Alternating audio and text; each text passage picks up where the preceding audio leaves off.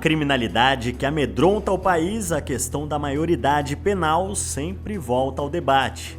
Quem defende o encarceramento dos jovens infratores acredita que a idade da responsabilização pelos atos de violência deva ser diminuída. Mas o assunto é polêmico. A maioridade penal hoje é de 18 anos no Brasil.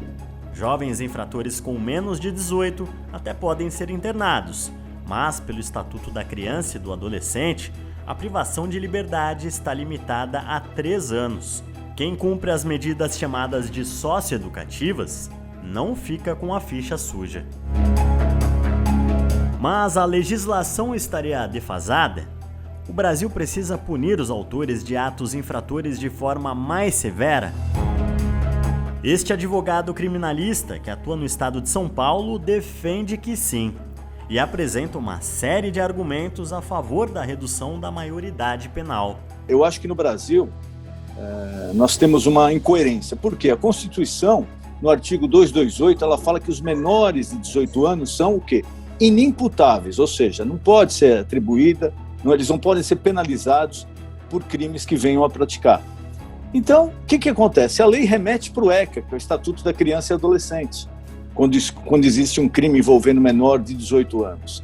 E ali, no ECA, são medidas sociais, não é uma medida penal mais grave, como acontece com os maiores de 18 anos. Mais de 80% da população, e eu me incluo nesse número, é favorável à redução da maioridade penal, pelo menos dos 18 para os 16 anos.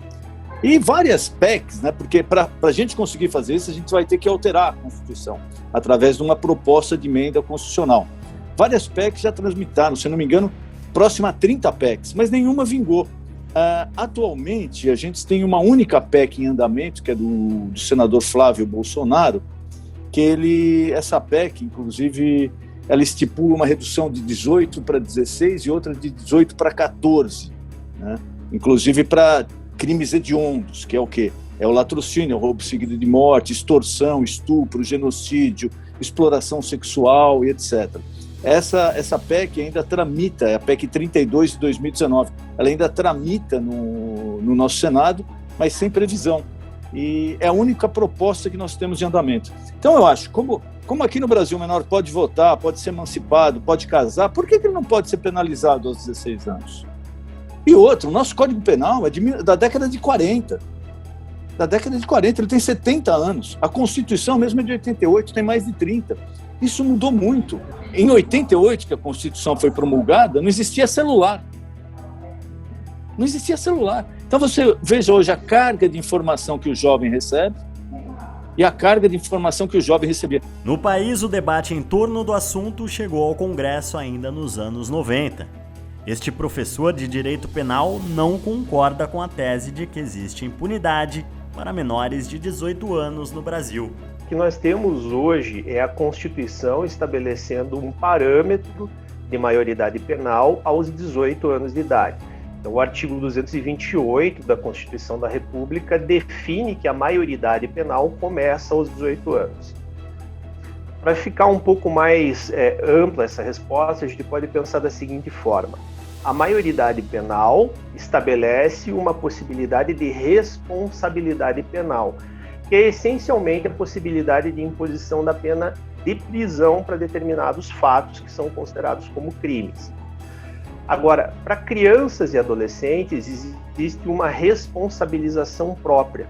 Então, existe um sistema diferenciado de responsabilização, que não é o mesmo que impunidade, como muita gente às vezes acaba dizendo, que estabelece medidas protetivas para as crianças e medidas socioeducativas para os adolescentes. Esta psicóloga diz que prender um adolescente junto de criminosos pode influenciar no caráter ainda em formação. Que a redução não vai diminuir a delinquência juvenil, não resolve. Na realidade, o Conselho entende que o que resolveria seriam medidas socioeducativas aplicadas à juventude, aos adolescentes, antes que eles cometessem qualquer tipo de ato infracionário, né? Então, mudanças na escola, mudanças nas orientações que são dadas às famílias, ou seja, a educação seria a solução na qual o Conselho de Psicologia acredita. e não a punição. A sociedade deve atuar antes que o jovem seja exposto a fatores que o leve à violência. E os países mais desenvolvidos, eles investiram onde para reduzir a delinquência? Na educação, que é uma coisa que hoje no nosso país vem extremamente defasada. A criança, o adolescente, ele chega na escola e ele não tem um apoio emocional ali dentro.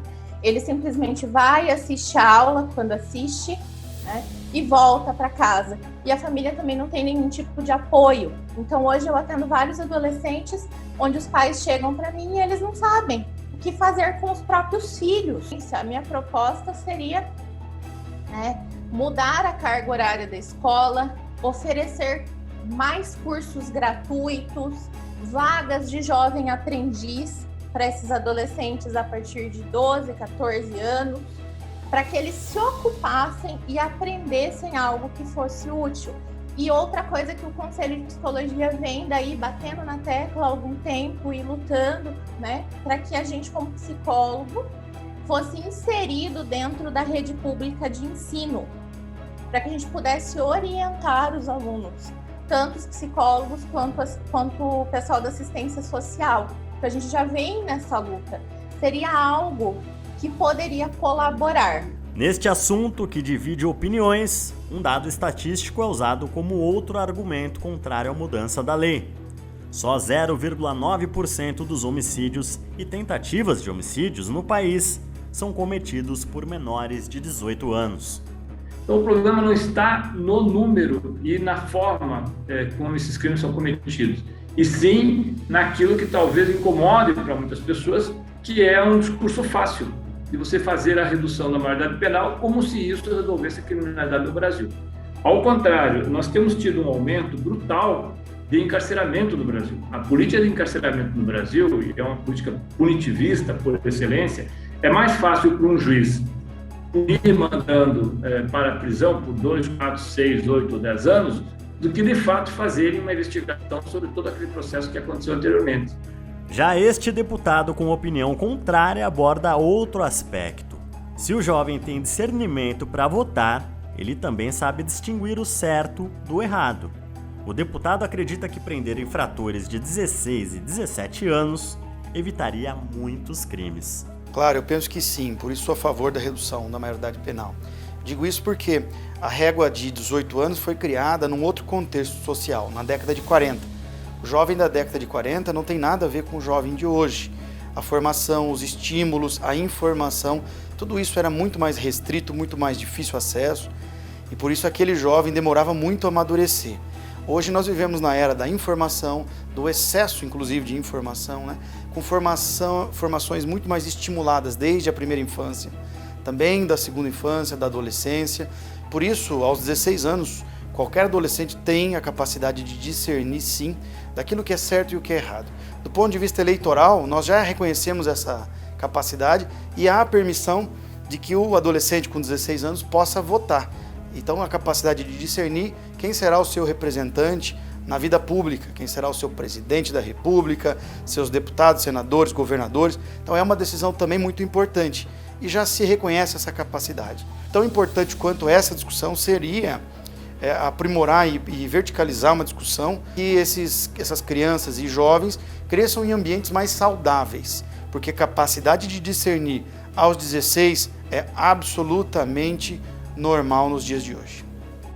Eu não posso ver mais jovem de 14, 15 anos assaltando e sendo violentado, assassinado pela polícia, às vezes inocente, ou às vezes porque roubou um celular.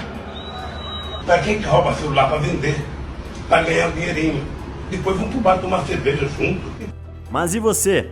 Acredita que a redução da maioridade penal no Brasil diminuiria a criminalidade no país?